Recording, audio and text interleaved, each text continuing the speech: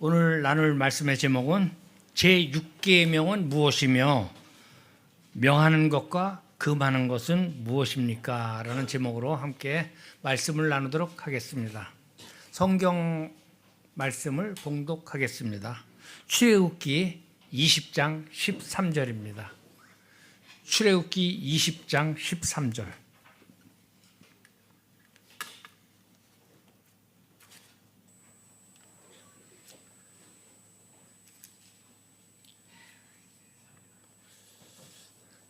큰 소리로 같이 하겠습니다. 시작. 살인하지 말라. 13절.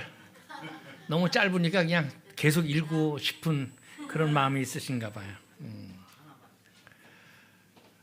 오늘은 소요리 문답 67문 제6계명은 무엇입니까? 라는 질문과 68문 6계명에서 요구하는 것이 무엇이냐? 69문 6계명이 금지하는 것은 무엇인가? 라는 세 가지 문답을 가지고 이 살인하지 말라는 명령을 주신 하나님의 그 교훈을 받고자 합니다. 창세기 9장 6절에 보면은 다른 사람의 피를 흘리면 그 사람의 피도 흘릴 것이니 이는 하나님이 자기 형상대로 사람을 지으셨음이니라 라고 말합니다. 그러니까 하나님께서는 십계명을 주시기 이전부터 사람이 하나님의 형상으로 지음을 받았기 때문에 고귀하다라는 사실을 말씀하셨습니다. 사람은 능력이 많고 또 능력이 없고 소유에 많고 소유에 적고 그거에 따라서 사람의 가치가 다르지 않다는 것입니다. 모든 사람은 하나님의 형상으로 지음을 받았습니다. 이 사실 때문에 그 자체로 사람은 엄청난 가치를 가지고 있는 것입니다. 노인이나 젊은이나 장애가 있어도 또는 부자만이 아니라 가난한 자를 포함해서 설령 노숙자라 할지라도 모든 사람은 다 존엄합니다. 따라서 모든 사람은 다 기본적인 대우를 받아야 합니다. 사람의 기본적인 존귀함이 손상되지 않도록 특히 도움이 필요한 노인과 환자와 장애우에 대한 이런 약한 이들이 존중을 받아야 합니다.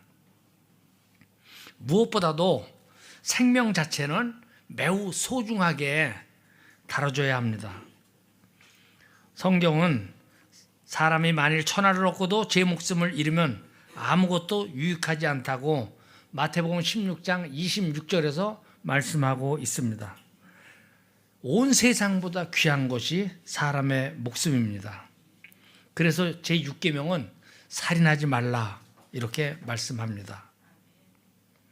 이 살인하지 말라고 하는 이 명령에는 먼저 자기 자신의 생명을 미워하지 말고 양육하고 보호하라는 요구가 있는 것입니다. 고린도전서 6장 19절에서 20절을 보면은 너희 몸은 너희가 하나님께로부터 받은 바 너희 가운데 계신 성령의 전인 줄을 알지 못하느냐? 너희는 너희 자신의 것이 아니라 값으로 산 것이 되었으니 그런즉 너희 몸으로 하나님께 영광을 돌리라. 아멘. 그렇습니다. 우리 몸은 하나님께로부터 받은 선물이며 성령이 거하시는 성령의 전입니다. 더군다나 신자인 우리의 생명은 자기 자신의 것이 아닙니다. 왜 그렇습니까? 예수님이 우리에게 속전을 주고 사셨기 때문에 그렇습니다.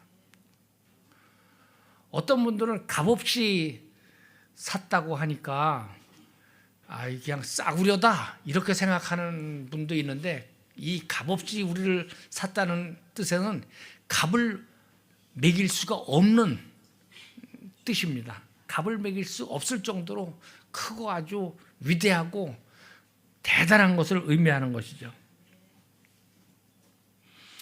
예수님께서 자기의 생명으로 우리의 값을 치르시고 우리를 사셨습니다. 그렇기 때문에 우리는 내 몸이라고 해서 마음대로 해서는 안 됩니다. 하나님께 영광을 돌려야 되는 것입니다. 열등감을 가지고 미워하거나 혹사시키면은 안 되는 것입니다. 우리는 육체적으로나 심리적으로, 영적으로 우리의 몸을 잘 돌보아 하나님께 영광을 돌려야 합니다. 자살도 안 됩니다. 자살은 자기 목숨을 본인 뜻대로 처분한 것이기 때문에 안 되는 것입니다. 벌써 몇십 년 됐네요. 한동안 연예인들이 막 자살을 하는 바람에 자살이 미화까지는 아니지만은 어쨌든 좀 많은 사람들이 자살을 따랐어요. 그러나 자기 목숨이라고 자기가 자기 목숨을 끊는 것은 죄일까요? 죄가 아닐까요? 죄죠. 그렇습니다. 자기 자신의 시간이나 돈을 함부로 쓰듯 자기의 목숨도 자기 마음대로 쓸 수 있다고 생각하는 것은 옳지 못한 것입니다. 사도행전에서 우리가 이제 복음이 증거가 됩니다.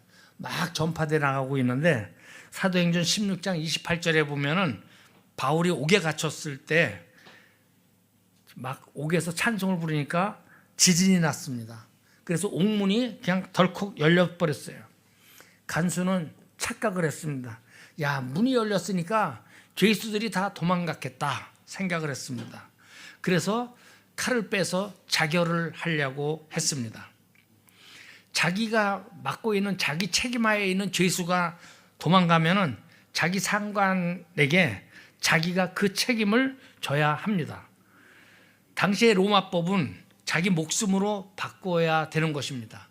그래서 이 간수는 구차하게 재판받고 뭐 하느니 깨끗하게 내가 여기서 죽겠다 하고 자결을 하려고 칼을 뽑았던 것입니다.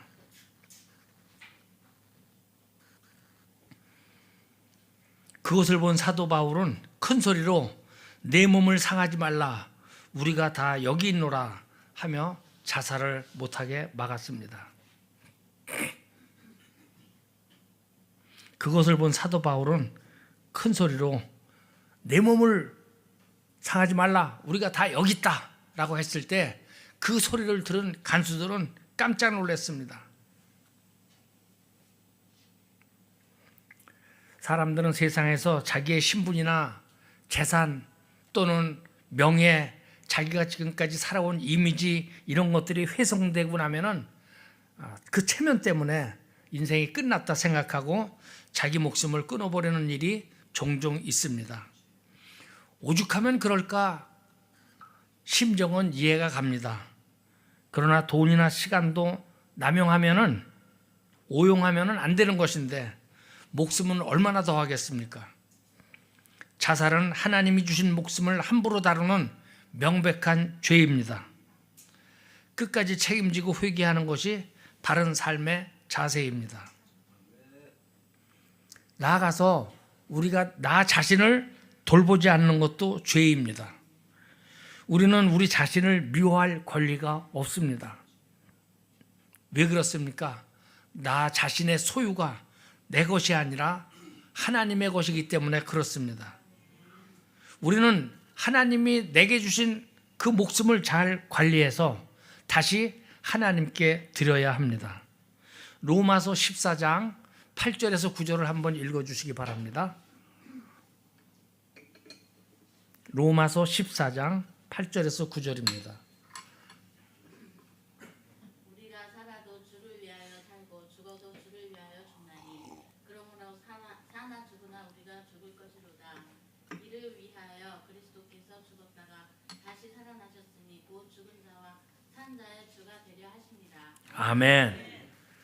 우리는 사나 죽으나 누구의 것이라고요?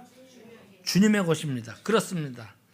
죽은 자와 산 자의 주가 되시기 위해서 예수님이 죽었다가 다시 살아났습니다. 이 사실을 믿으시기 바랍니다. 우리가 다루지는 않는 내용인데요. 하이덴베르그 요리문답이라고 있어요. 거기 제1문에 사나 죽으나 당신의 유일한 위안은 무엇입니까? 라는 질문이 나오는데, 사나 죽으나 나는 나의 것이 아니고 몸과 영혼이 모두 미쁘신 예수 그리스도의 것입니다. 주께서 보배로운 피로 나의 모든 죄값을 치러주셨고 마귀의 권세로부터 나를 자유롭게 하셨습니다. 이렇게 대답합니다. 예수님이 나의 죄값을 치러주셨고 마귀로부터 나를 자유롭게 해주셨다는 거예요. 그렇기 때문에 나는 사나 죽으나 예수님의 것이라고 고백하며 살아가는 우리 말씀교회 모든 성도님들 되기를 부탁드립니다. 그럼 내 생명만 이렇게 중요하게 여겨야 되느냐? 그렇지 않습니다. 다른 사람의 생명도 소중하게 여겨야 됩니다. 다른 사람의 생명을 소중하게 여기면은 그 다른 사람의 생명을 소중하게 여기도록 합법적인 노력을 다해야 됩니다. 생명 경시 풍토가 만연되고 있다, 이런 표현을 합니다. 우리는 성경 말씀을 통해서 내 이웃을 내 몸처럼 사랑하라고 하는 그 예수님의 강령을 따라야 됩니다. 그래서 내 생명뿐만 아니라 다른 이들의 생명을 지켜내기 위해서 힘쓰고 애써야 됩니다. 구약시대에 아합왕이 있어요. 열왕기상 18장에 북이스라엘의 아합왕이라고 아주 좋지 못한 왕이 있습니다. 그 아합왕 밑에 오바댜라는 신하가 있어요. 소선지서 오바댜서를 지은 오바댜 선지자가 아니고 아합왕의 부하. 아합왕의 부하.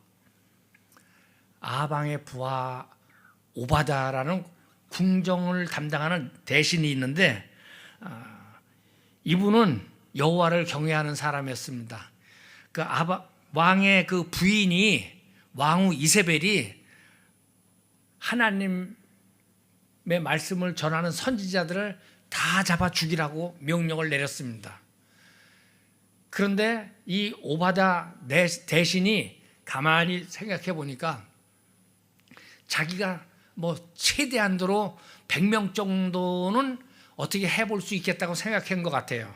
그래서 이쪽 굴에다가 50명을 몰래 감춰놓고 또 저쪽 굴에다가 50명을 감춰놨습니다.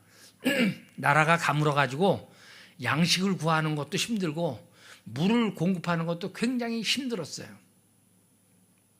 그런데도 온 힘을 다해서 100명의 선지자를 먹였습니다.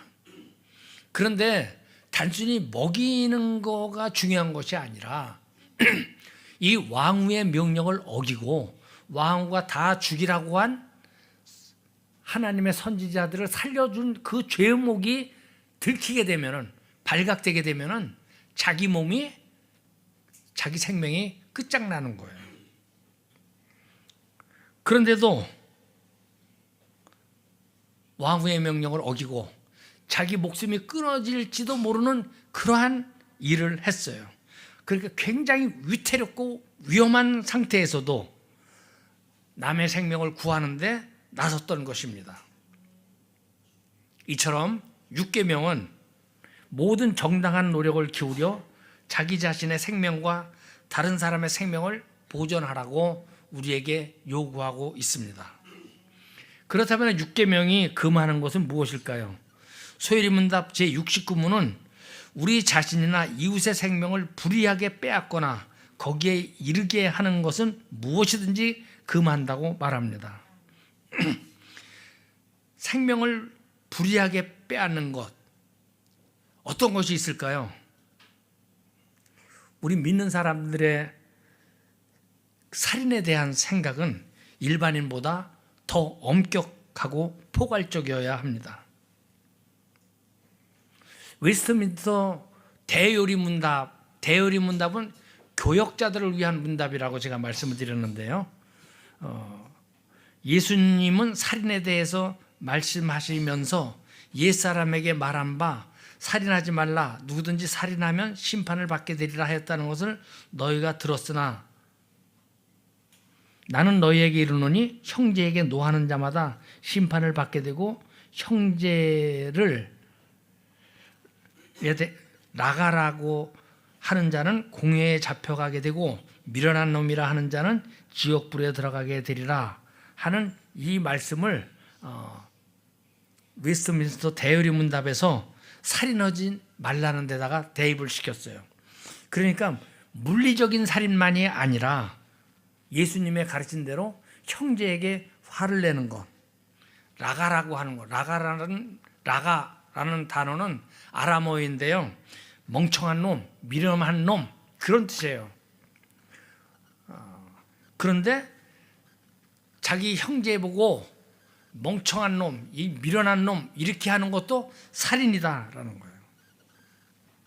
성경은 물리적인 타격에 의한 실제적인 살인뿐만 아니라 정신적이거나 심리적인 타격에 의한 인격을 모독하는 행위들도 다 살인이다라고 금지를 하고 있습니다.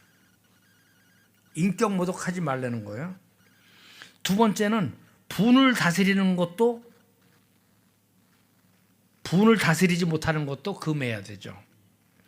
에베소서 4장 26절에서 27절을 보면은 분을 내어도 죄를 짓지 말며 해가 지도록 분을 품지 말고 마귀에게 틈을 주지 말라 이렇게 말씀을 했습니다. 구원받은 신자는 분을 내도 해가 지도록 분을 품지 말아야 된다는 것이죠. 사실 우리가 구원받았다면 분 내지 말아야 돼요. 그런데 우리 인간은 아주 부패성이 있어가지고 여전히 분을 내요. 분이 날 때가 많습니다. 그러나 이 적정성을 넘으면 안 되는 거죠. 교회 다니다가 교회 안 다니는 사람이 하나님한테 분이 나서 교회 안 다니까요? 사람한테 분이 나서 교회 안 다니까요? 사람 때문에 그래요. 하나님은 아무 소리도 안 했는데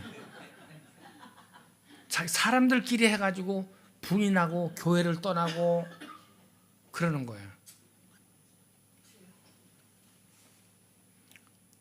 그러면은 우리가 어디까지 분을 내고 어디까지 분을 내지 말아야 되느냐?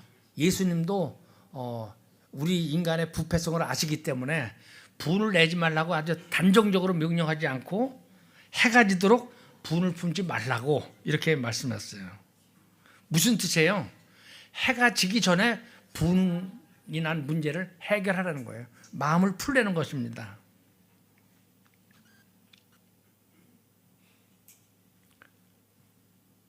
분을 계속 가지고 있게 되면요, 어두워지면은 그 분을 가지고 있는 마음에 마귀가 들어옵니다. 그래가지고 어떤 사람들은 거기다가 술을 집어넣어요. 그래가지고 그것으로 인해서 다른 죄를 짓게 되는 거죠. 마귀가 다른 죄를 짓도록 그 사람을 조종하는 거예요. 그러니까 마귀가 틈타지 않도록 해가 있을 때 문제를 해결하라, 분을 풀으라는 것입니다. 사람들은 해가 떠 있을 때는 죄를 잘 안 짓습니다. 본능이 많아서 그런 거예요. 특히 우리나라 사람들은 그 옛날에서부터 내려오는 백의 민족이라고 하는 아주 그런 좋은 습성들을 가지고 있어요. 나라에서 말하는 것도 잘 따르는 나라. 어떤 사람은 우리나라가 CCTV가 많아가지고 사람들이 법을 잘 지킨다고 그러는데, 제가 인터넷에서 검색해 보니까 CCTV가 제일 많은 서열이 우리나라가 몇 번째 정도 된다고 그랬죠? 어저께 찾아봤는데 또 잊어버렸네. 우리나라는 5위 안에 안 들어가는 것 같아요.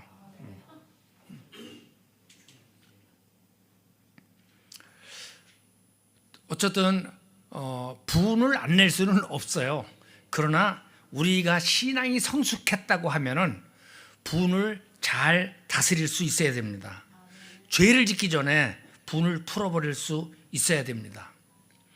그리고 세 번째는 사람이 다치지 않도록 시설의 미비점 이런 것들도 다 피해야 돼요. 오늘 아침 뉴스를 보니까 그 빵 공장에서 삼립빵 공장이죠. 불이 났어요. 근데 작년에 거기서 뭐 콘베어 벨트에 사람이 껴가지고 다쳐서 중대재해법을 위반했는데 이번에는 또 불이 났다고 그래요. 그래서 소방 설비가 제대로 됐냐 안 됐느냐 하는 거를 지금 조사를 한다고 그럽니다.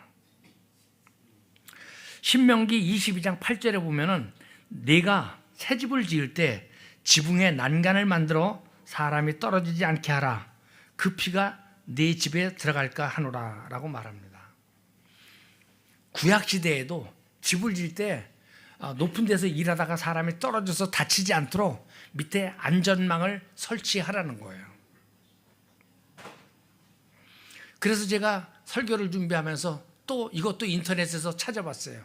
OECD 국가 중에서 건설 현장에서 인명사고가 1등서부터 10등까지가 어느 나라냐? 그러니까 우리나라가 1등이야. 아니 경제 우리나라가 뭐 10대 경제대국 그러면 죽는 것도 10위 정도에 나와야 되는데 죽는 건 1등이에요. 그래서 1등서부터 10등까지의 평균으로 인구 10,000명당 0.78명이 죽어요. 그런데 우리나라는 1.59명이 죽어요. 배가 죽는 거예요. 그러니까 우리가 얼마나 안전 불감증에 있느냐 하는 겁니다. 사실 우리는 아무것도 아니에요. 저 북한은요, 뭐 말도 못해요. 근데 거기는 나라도 아니니까 따질 일이 없어요. 우리나라는 그래도 인권이 있는 나라잖아요. 인격이 있는 나라잖아요. 그런데 평균 사망 사고가 OECD 평균의 배만큼이 된다고 하는 이 기록을 제가 찾아보고 정말 마음속으로 창피함을 느꼈습니다. 중대재해법이 2022년도부터 시행 중에 있습니다. 그런데 이 기록이 2024년도부터 2025년도까지 건설 현장에서 사망한 사고의 평균값이에요. 그러니까 중대재해법이 발효됐음에도 불구하고 우리나라에서 이렇게 안전사고가 많이 나오고 있다 하는 것이죠. 제6계명 살인하지 말라 하는 이 계명을 잘 배운 사람들이 우리나라에 많아지면 많아질수록, 이 땅에 많아지면 많아질수록 우리 사회는 더 안전하고 살기 좋게 변할 것으로 생각을 합니다. 하나님의 율법을 제대로 받아들이고 실행하는 사람이 많으면 많을수록 그 사회는 안전하고 투명하고 올바른 나라가 될 것입니다. 마지막으로 6계명이 금하는 것은 무절제한 식사, 음주, 노동, 오락도 금지합니다. 잠언 25장 16절에 보면 너는 꿀을 보거든 조카리만큼 먹으라 과식함으로 토할까 두려우니라 라고 말씀하셨어요. 적당하게 먹으라는 거예요. 누가복음 21장 34절에서 너희는 스스로 조심하라 그렇지 않으면 방탕함과 술 취함과 생활의 염려로 마음이 둔하여지고 뜻밖의 그날이 덕과 같이 너에게 임하리라 했습니다. 로마서 13장 13절에서는 낮에와 같이 단정히 행하고 방탕하거나 술 취하지 말며 음란하거나 호색하지 말며 다투거나 시기하지 말라 이렇게 말했어요. 신자는 무엇이든지 절제할 수 있어야 됩니다. 식사도 적절하게 해야 됩니다. 노동도 적당하게 해야 됩니다. 적절한 체형과 몸무게를 유지해야 됩니다. 이것도 쉽지는 않더라고요. 병원에서는 저보고 62kg가 정상이라고 그러는데 10kg가 더 나가는데 진짜 교회 오는 날만 빼고는 아침 저녁을 안 먹는데도 이렇게 나가고 있으니까 밥을 안 먹고 야채만 먹는데도 나가니까 아주 환장하겠습니다.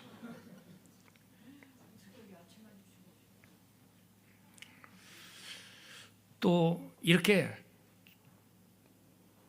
여유가 없고 하나님이 없으면은요 중독 현상이 많이 생깁니다. 중독 현상들, 게임 중독, 인터넷 중독, 뭐 도박 중독, 술 담배 중독, 마약 중독, 성 중독, 미디어 중독.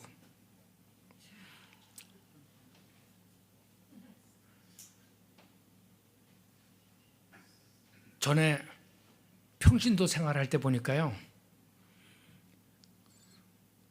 제가 살던 곳에 인천 검단이라는 곳인데 퇴근해 가지고 강원도 어디에 뭐